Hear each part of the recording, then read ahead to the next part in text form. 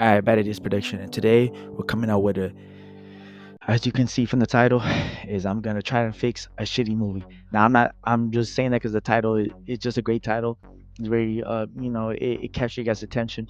But what I really want to accomplish is just pick a movie that maybe has a couple problems, and I could go about it in a fun way. It's good practice to just go and try to fix the movie by acknowledging the complaints that are generally criticized with it, and try my best to to fix them and see what I could come up with, and it's just a good bit of fun. So now any movie could be part of, even good movies that are seen as great, because no movie's perfect. It's just something I could just do and just make more content. So it is going to be a little different video because it's going to be in two stages. The first stage is going to need breaking down the movie, and you won't see my face. And the second stage, you're going to see my face, and I'm going to do uh, something new in the channel where I'm going to do a PowerPoint. Yes, hopefully you like it, and let's see how this goes. Here's the breakdown. Act 1. Peter's life is great. Spider-Man's famous, well loved, but he has some ego now. We see Harry is still angry at Peter. Peter wants to marry MJ, whose career is now a singer slash actress. Venom is also introduced around this time, and then Flint Marco escapes prison, therefore becoming Sandman. Harry attacks Peter and then gets a nice bit of amnesia. One thing leads to another, and Spider-Man finds Sandman. He bashes heads with Eddie Brock, who is dating Gwen Stacy. As MJ's career starts to fall and Spider-Man's popularity rises, culminating to the iconic kiss once shared between MJ and Peter, has now been stolen by Gwen, which is the beginning of the end to their relationship, and leads to Peter not being able to propose to MJ in one of the most sitcom moments of this movie, where everything that can go wrong does go wrong. It's honestly hilarious. She's just a girl in my class. Let me ask you. Act 2. He finds out Flint killed Uncle Ben, angry Toby, and then becomes Black Suit Spidey. After a tussle with the Sandman and some great line delivery that I will always quote, everything! He presumably kills Sandman, then continues on his dope line delivery. Good riddance. Bright, fluffy tail Peter enters the sewers, and goth Peter exits. To his surprise, Aunt May tells him revenge is poison in your heart after he tells her Spider-Man has killed Flint Marko. After MJ gets fired, she calls Harry, who is secretly a great painter. I mean, just look at that.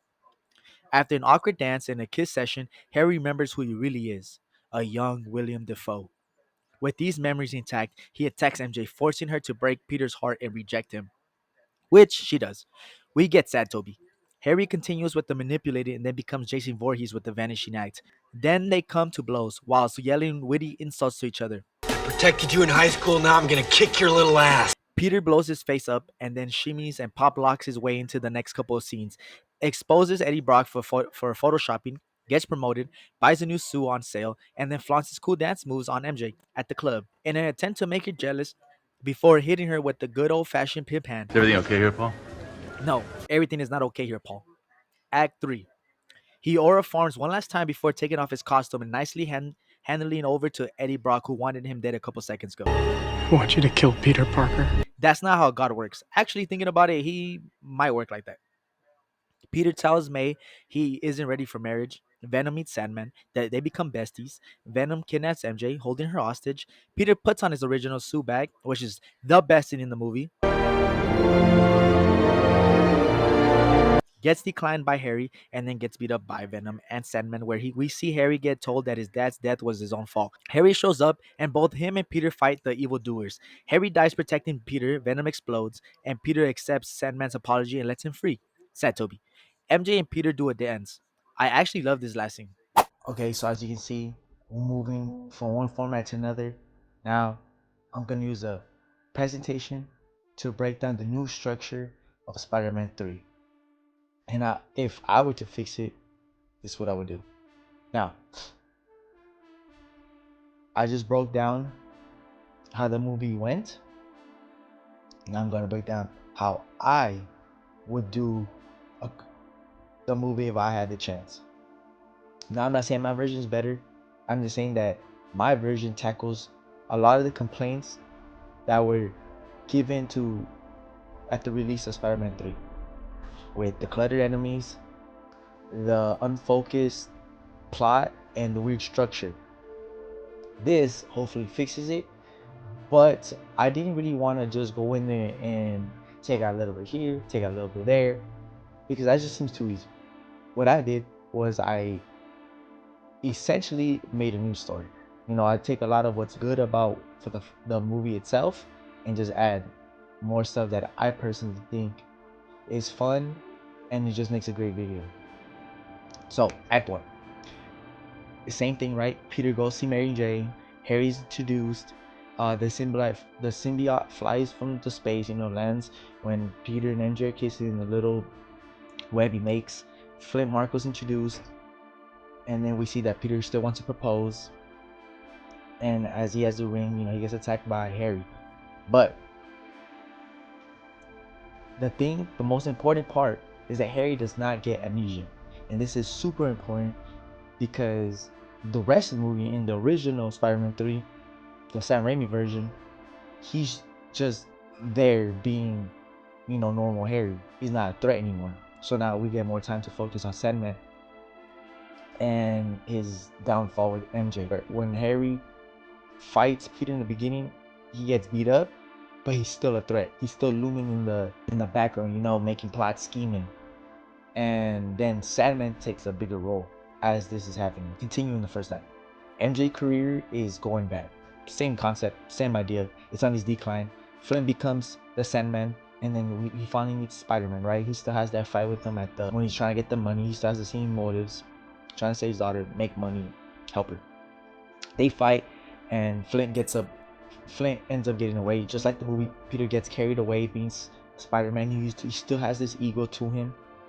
Very big plot device that I really enjoyed, that I don't think is really captured in comic books or any other story, where he has his ego and it really affects him in his personal life, where him kissing Gwen gets MJ to break up with him and his proposal goes horribly. I love that scene. We keep that scene in there.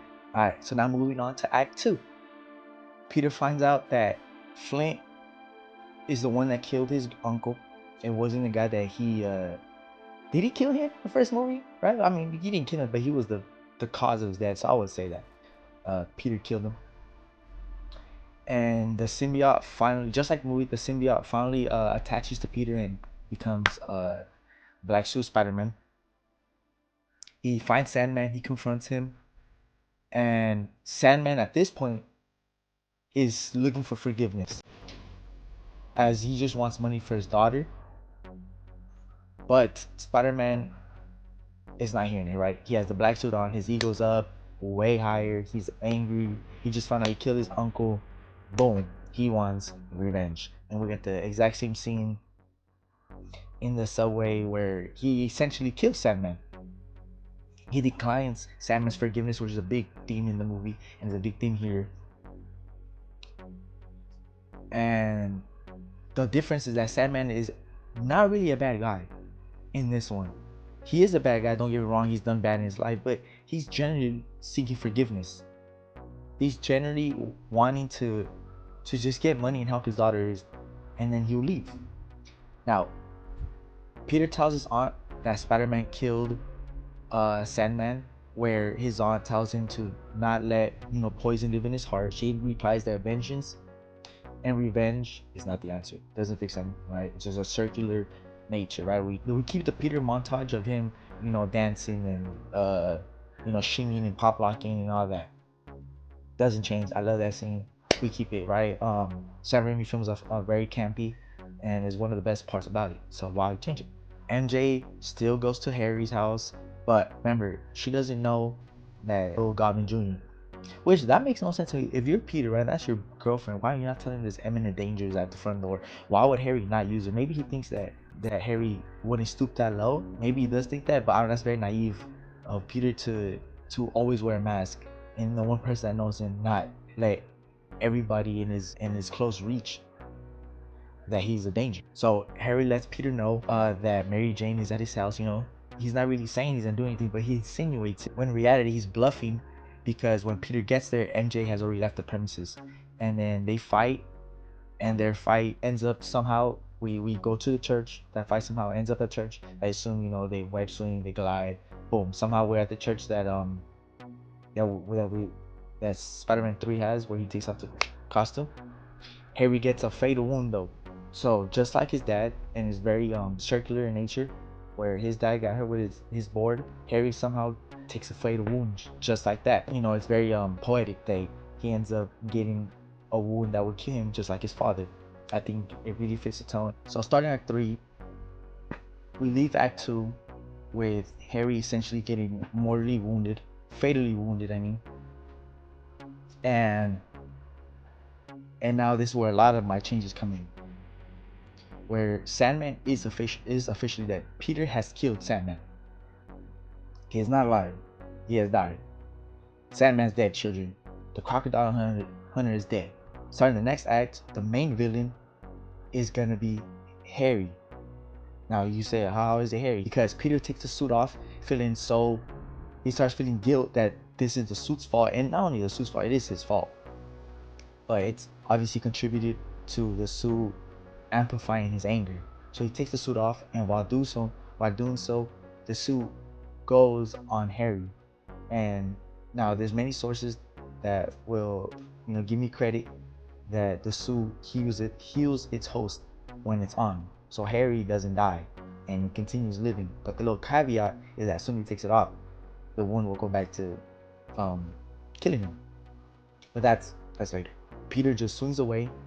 I'm assuming naked, because it doesn't show if he has clothes or not. Even in the movie, he just swings. I'm assuming just naked. You know, he's just out there, dick hanging out. Harry leaves. You know, he's Venom now, and this is the last bit of the story. We're gonna have Peter versus Harry, and I think this is way better than the original movie where we have Sandman and Harry in there, and then it's just too much, too cluttered, too many things to focus on. We could just focus on Harry right now. And I feel like Harry being the villain was always foreshadowed and was always gonna be the idea, and it should have always been the original idea to end the trilogy. Him dying is perfect, especially since the movie does show with him dying. You know, it would have been perfect if he was just the main villain. But anyways, so Peter gives back the ring to his aunt, and they speak about forgiving. How she says that forgiving yourself is the hardest thing.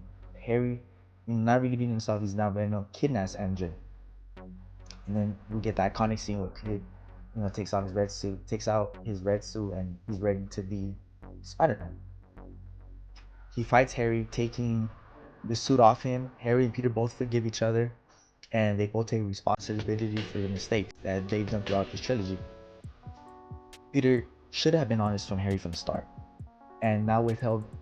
You know, we're really happy with his father. I don't understand why, and he never just told him, especially in the second movie when he reveals that he's Spider-Man. He should just had a one-on-one conversation with his best friend. Like, dude, that's his best friend. It would have been easy to tell him, look, this is really what happened. Believe me.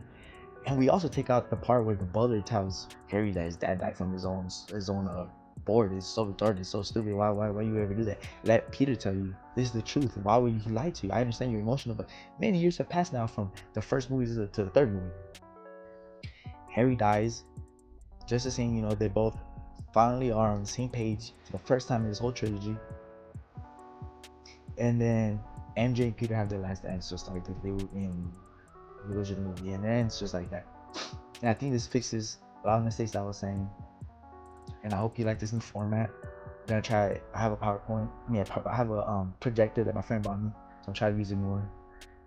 Yeah, that is production. How to fix a shitty movie, even though this is not a shitty movie. How to fix Spider-Man 3. That is production.